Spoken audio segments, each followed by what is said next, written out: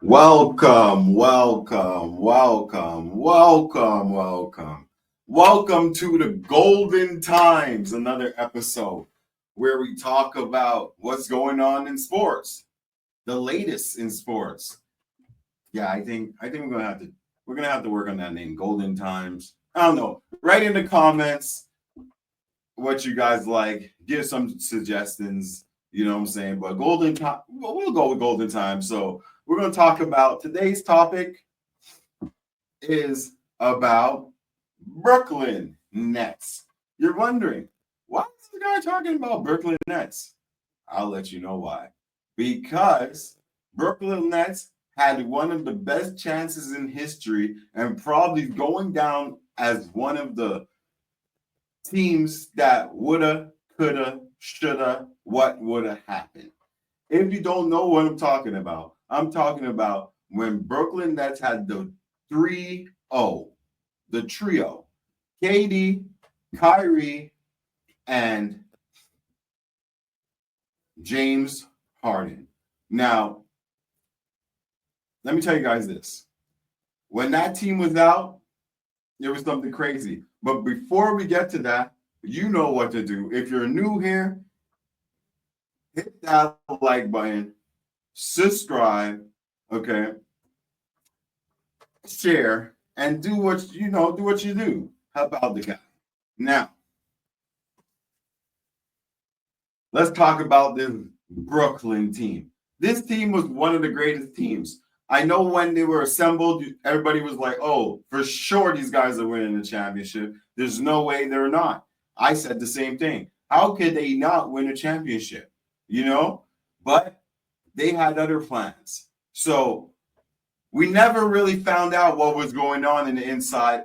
A lot of things happened.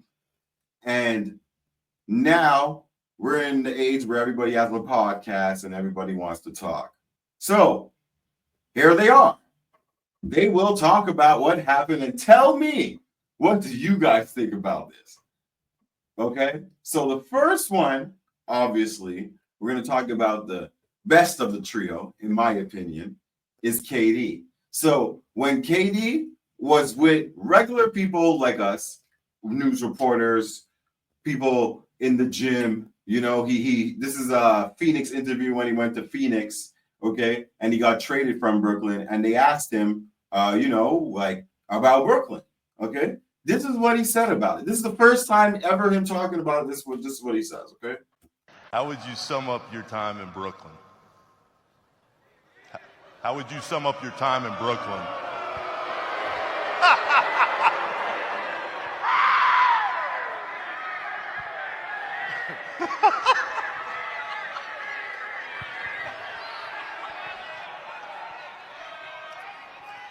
It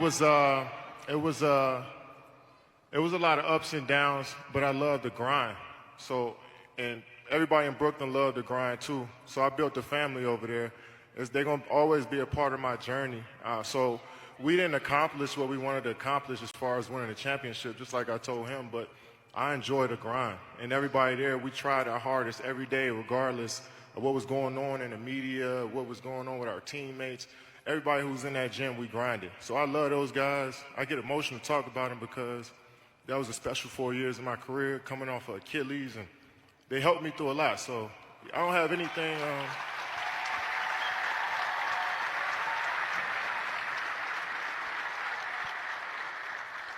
So yeah, it was terrible how some stuff went down, but at the end of the day, I love the grind, and we all love the grind there in Brooklyn, and I wish them the best going forward. They got a bright future.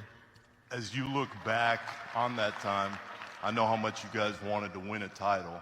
Why don't you think it worked there for you guys together? We just didn't get on the court enough. I think when you seen James, Kyrie, and myself, it was amazing basketball for 17 games, though. But you need, in order for you to win a championship and be a great team, you just need more time on the floor. It's another story about why we didn't get on the floor together, but we just didn't get enough time on the floor. And those are Hall of Fame players that I learned a lot from every day, and I'm wishing them the best as well. It just didn't work out. So that sounds reasonable. The man started to cry. He said, it didn't work out. He doesn't want to get into why they didn't get on the floor together. Just remember those words. He doesn't want to get into that. But there's reasons. You know what? Knew why, right? Now,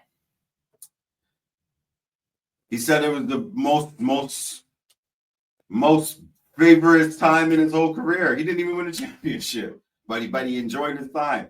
Was he supposed to say that? What do you guys think?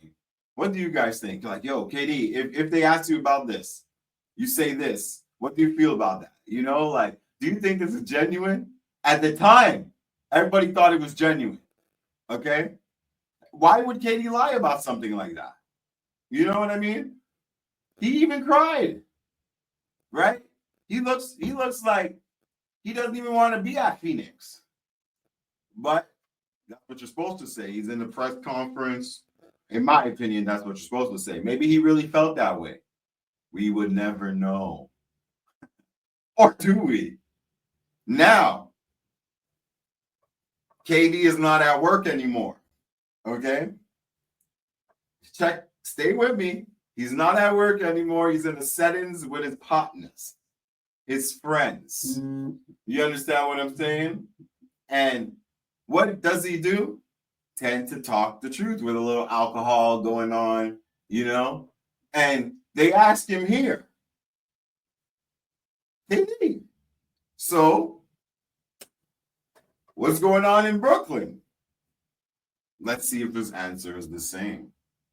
When you think back to our time in Brooklyn, what do you think of? Him stepping on that damn 3-point line. We had this That's conversation. that's one of them.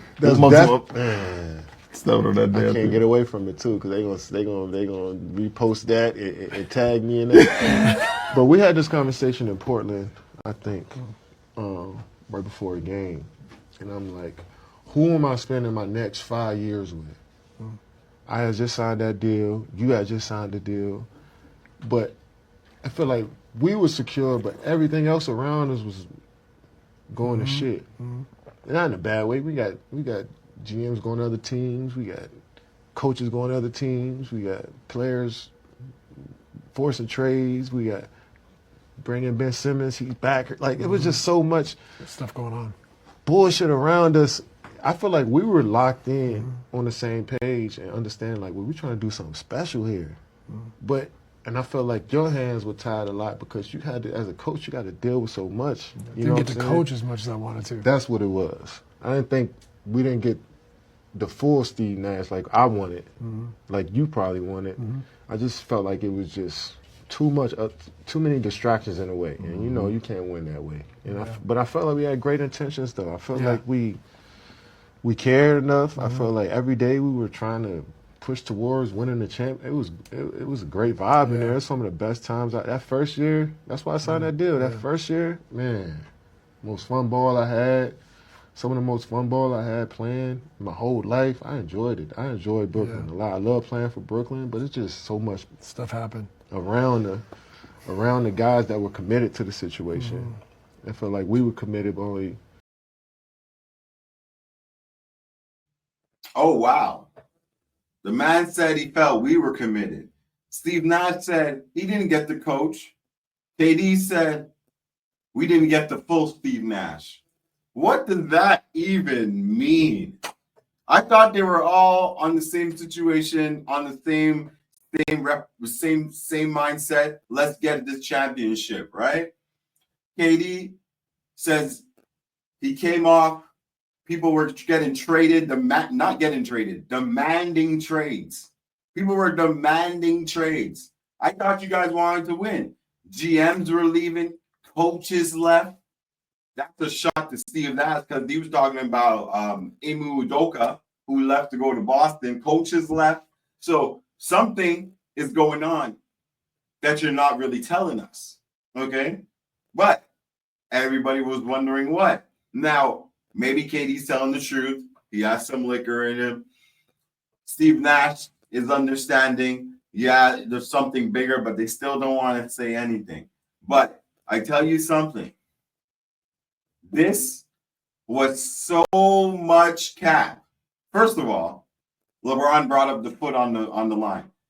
Even if this is true or not, they almost went. We could say, but they almost went to the finals, right? KD's big ass foot hit the line. It was a 2 instead of 3. They got whopped in OT.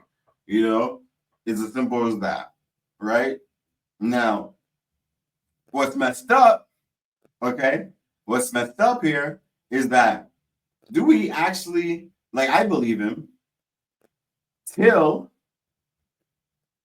I realized there was so much cap in his story, it made another person in this situation come out to talk.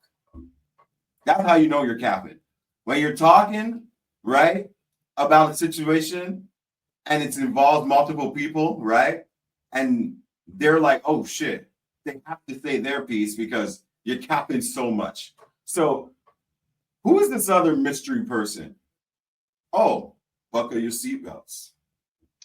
Before I move on to this next clip, right, and talk about KD and what happened in Mind the Game, right? And Steve talking, right? Before me and KD went to Brooklyn, me, KD, and DJ, right? Literally on the hour when free agency started, I hadn't met with the Nets front office one time. I didn't meet with the GM one time, the assistant GM one time. Literally, when I look back at that decision, I'm like, man, I should have taken some more time to delegate and figure out what's best for me. You know, KD had just tore his Achilles in the finals. Me and him were, planning on doing things to go to Brooklyn, right? I don't know any of you guys that would still stick it out with one of your friends that tears their Achilles and wait a year and a half for them to get healthy, but I'm that dude. You know what I'm saying? Like, I'm not about to leave K out there after a torn Achilles and be like, nah, fuck that. We not going to play together anymore. I waited for my brother to get healthy. You know what I'm saying? And now Brooklyn, I wish that we got a chance to get to know them beforehand because they wasn't fucking with me like that. You know? And that's just me. That's my perspective. Now, did they want me on the team? Sure. So Kyrie came out. He was listening to this shit and he was like, nah, I have to say my piece. First things first, Kyrie, most important thing in this whole thing that he said is, in my opinion, Brooklyn didn't even want him. They didn't even meet with him. The only reason they took Kyrie is because KD told Brooklyn, you have to take Kyrie. That explains why they went at Kyrie with the whole situation with the tweets and all the movie stuff and all that situation. That's why they went at it. Like they went at him extra hard, pause. So Kyrie now says, whatever, he don't give a shit if they don't fuck with him. I'm gonna wait for KD. That's why he's like, would you guys do that? Or go and find more money? That's basically what he means by that. Because he could have signed to anywhere else for a bigger bag, but he said, I'm gonna wait. I'm gonna stay in a place where they don't like me, right? They're showing me they don't fuck with me like that. But I want to play with my friend, and it's a good opportunity, and we're gonna win a ring. That's how we looked at it. So we waited. Okay. So the opportunity looked good. It looked great. So what happened? They didn't even mention the third guy. But what happened, right? We'll see. Kind of push towards winning the champ. It was a great vibe in there. It's some of the best times. That first year, that's why I signed that deal. That first year, man, most fun ball I had. Some of the most fun ball I had playing my whole life. I enjoyed it. I enjoyed Brooklyn a lot. I love playing for Brooklyn, but it's just so much stuff happened around the guys that were committed to the situation. I felt like we were committed, but everybody else was.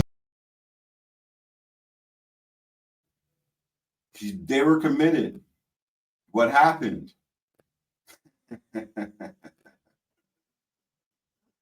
A lot of situations. Still fun time. You're still wondering. I'm still wondering what's going on here. Everything sounds so rosy. How did this break up? Where did the trade come in? Where did all these things come in? Like, where was the tension? Right? But these guys want to be professional. They don't want to tell you. I brought that little clip back to let you guys know. No matter how hard you try, they're still holding out on you.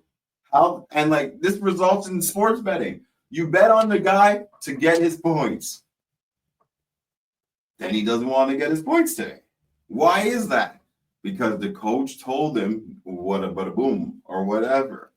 Situations. These are the type of situations you won't talk about. They didn't even want Kyrie. But look, this is where everything broke down. This is when situations realized that it was getting serious, right?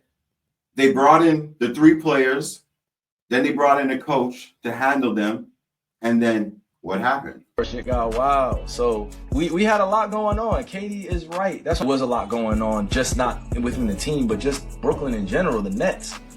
Going in. I didn't feel like it was going to shit, but I felt like there was just a lot of structural change happening that was very quick, and he's coming off an Achilles tear. You know what I'm saying?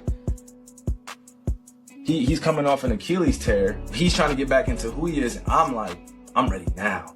This was the season I had my 50-40-90, where think about when you get James, Kyrie, Katie on one team, and then you add in all the other complementary pieces. It just, for your first year, your second year, that's impressive. Coaches going to other team. Yup. You know how crazy that is? Think about it. You had James, Kyrie, Katie. The man's on his first 40. He's destroying the league. KD's coming off. He wants that shit now. This is what happened.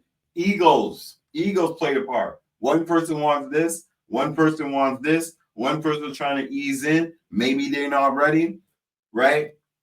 So they're like, shit, we're not ready. They're not ready. Now the coach comes. Is it really serious? Is the coach serious? The coach is like, is these guys serious? No one's on the same page. But the whole time, if you're watching, they've been saying they're on the same page. Everybody was on the same page, but the stars didn't align. Kyrie said it was more than just them. It was the organization. So they were giving backlash, right? Now, what happens when it gives backlash? Imagine, look what happens here. Okay, look what happens here, right? They give backlash. They lose their coach, right? But before they lose their coach, everything things is fine and dandy. But now Kyrie tells the truth. What happens before it goes down? Because they were doing good. They were killing people. First year, they were doing everything. Oh, shoot, 4-year contract. This is about to be serious, right? Look. We got coaches going to other teams. Yup, and he's talking about coaches going to the team. Ime Udoka literally went to the Boston Celtics after coaching with us. That was crazy, bro. That was crazy. We had Ime Udoka literally go to Boston the next year. You had coaches leaving other teams. And it wasn't anybody's fault. It's just opportunity. But we're in the same division. Can you imagine going against the coach that literally saw all of our strengths and weaknesses, and now we're playing against them? You know what I'm saying? So Boston was ready for us. Ime had them ready, had the Celtics ready, dog. When we played them in the 2022 playoffs, shit got wild. Shit got wild, y'all. For sure, shit got wild. So we had a lot going on. Katie is right. That's what I'm saying. When I said I'm gonna address this on stream, it literally was just about doing this and having fun with it and letting people know.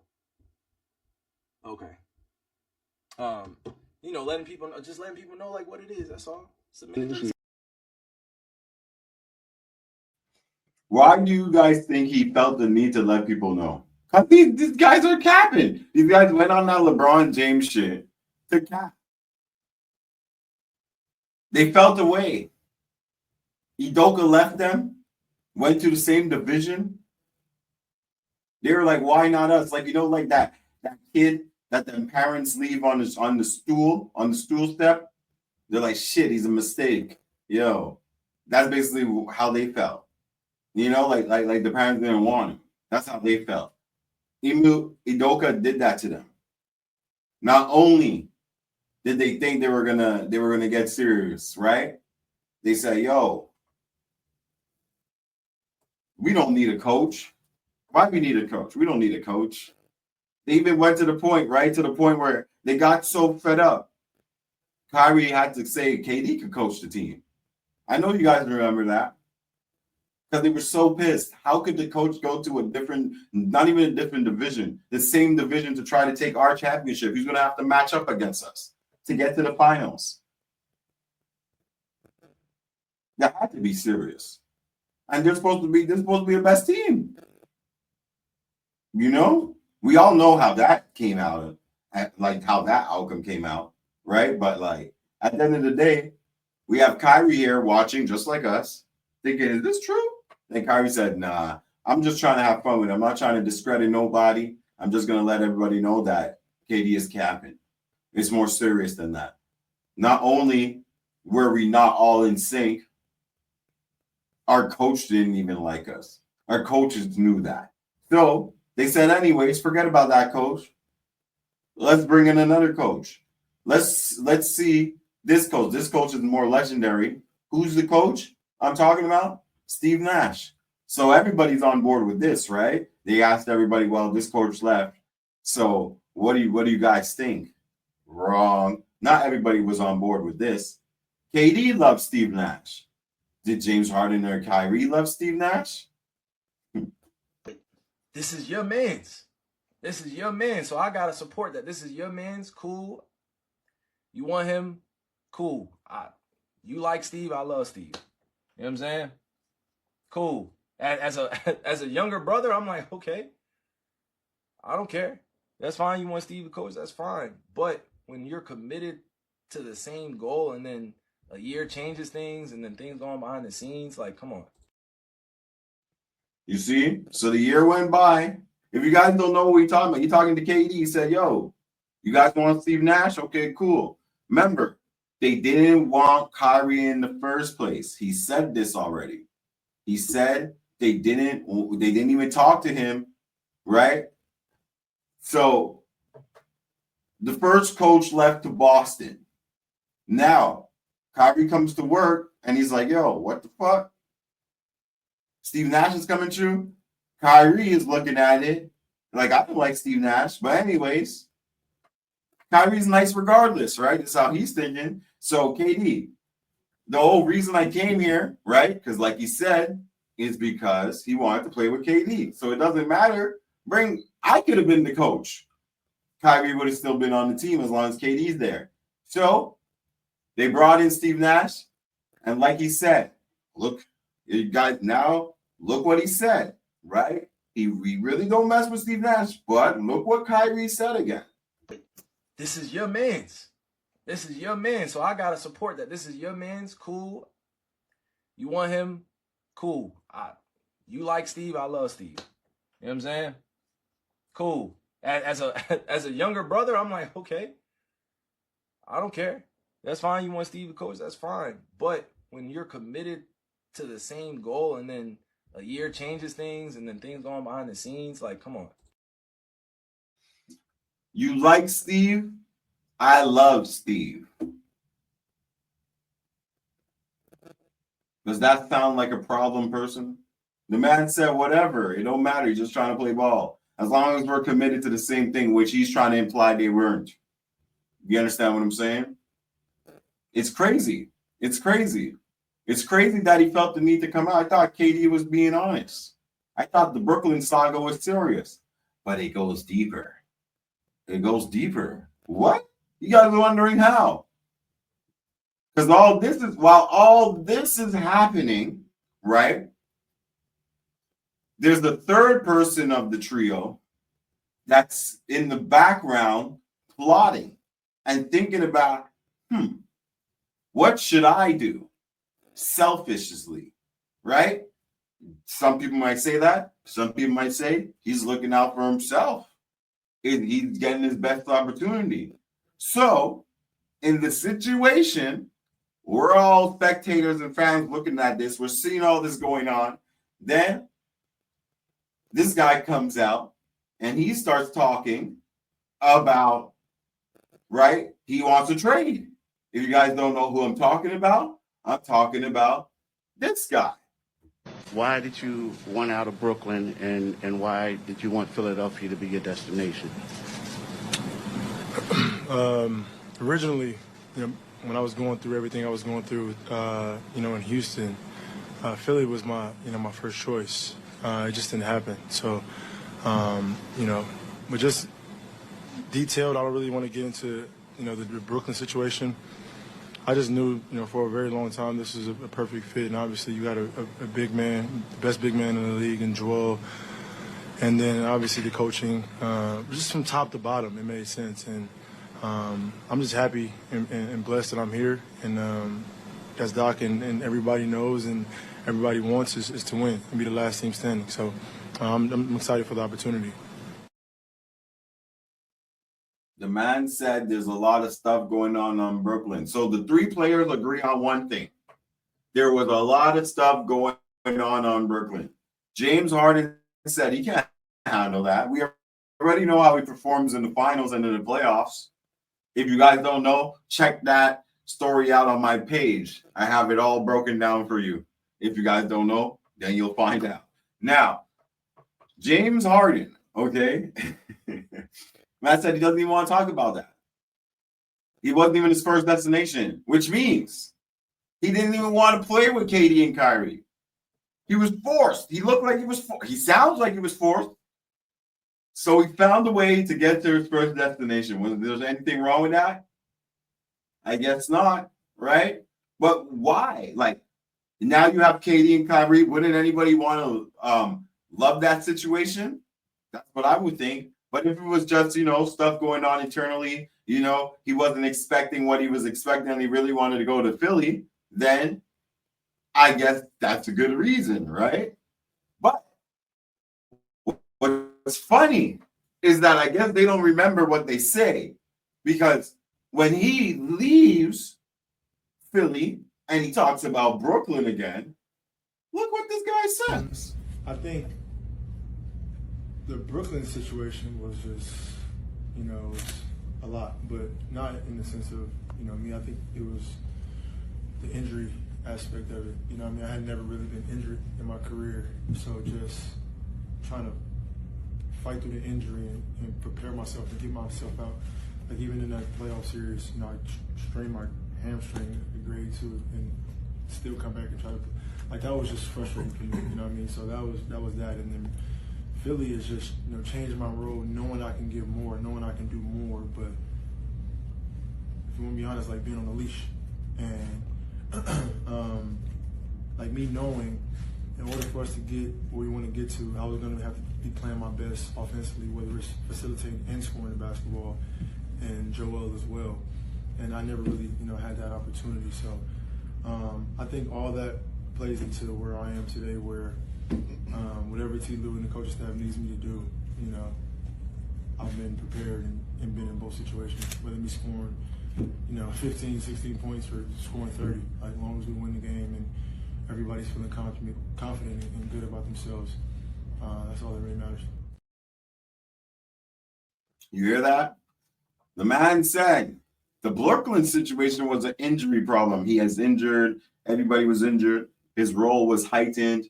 And basically, he didn't want all that smoke, right? So now first it was, I really wanted to be in Philly, right? Now it's, the injuries, the situation.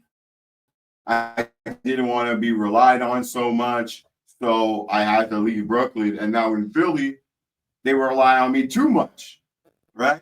I feel like I'm on a leash, like a dog. So now he's in LA. So if anything happens, he could blame it on Kawhi, right? In Brooklyn, he couldn't blame it on anybody because KD's still hurt, and Kyrie, you're the healthiest. You understand what I'm saying? He didn't want that. He couldn't handle that. But if you guys don't believe me, right? You guys feel, well, that's normal for somebody. He got paid, you know? Why wouldn't you want more for yourself? Everybody deserves a bag, for sure. Everybody deserves a bag. But now, check this out. The real reason why James Harden left Brooklyn.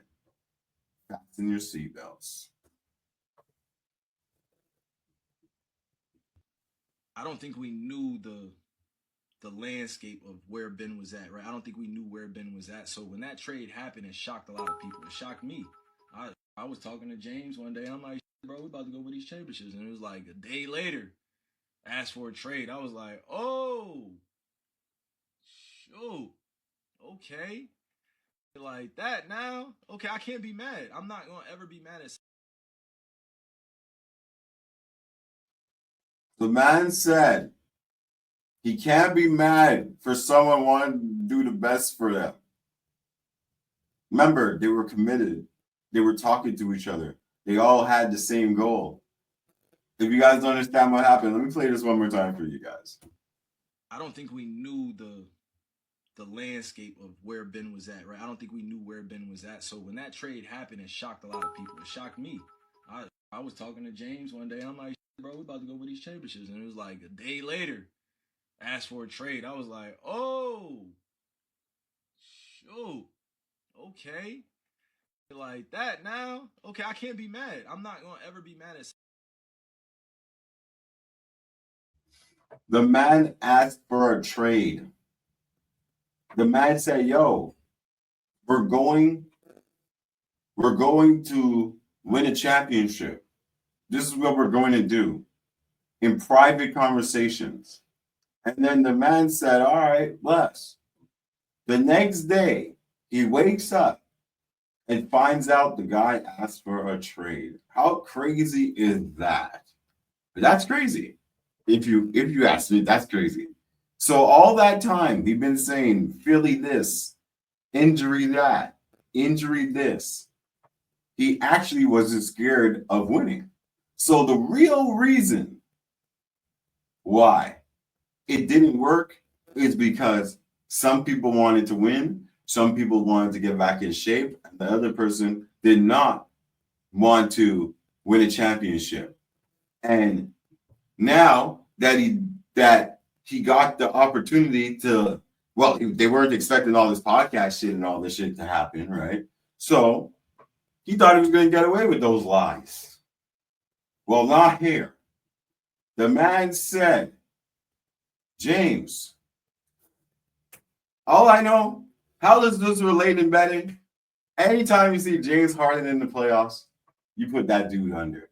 And James Harden can most likely play longer than Kyrie and KD. So this would be a longer pattern thing than KD and Kyrie, because KD already talking about ring culture doesn't even mean anything.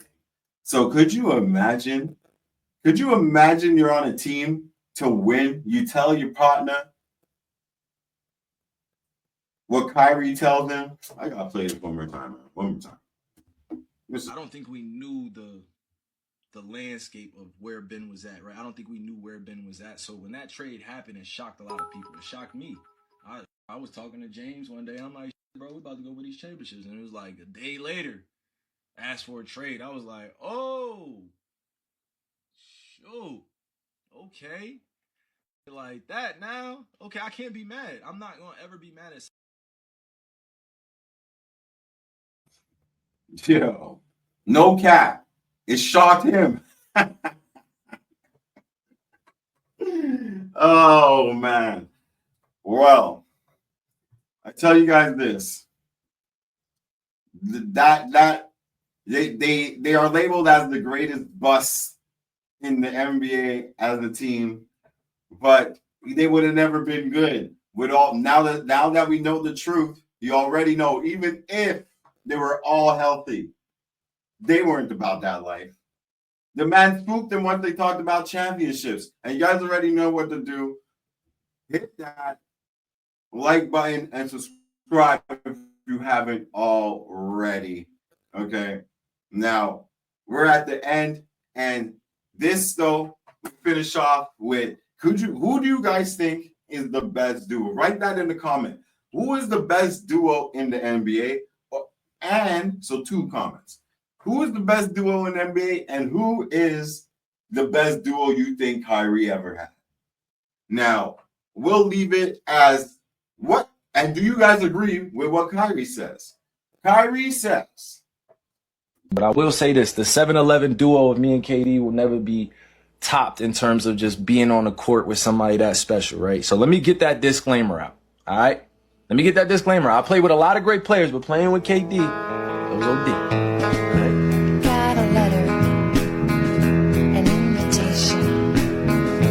The day is here. It's been 10 years now. And it's time. do you guys agree?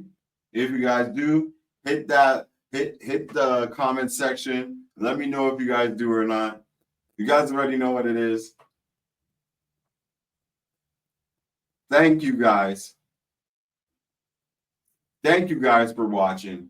And you already know, it's not how you started, it's how you finish. Stay golden.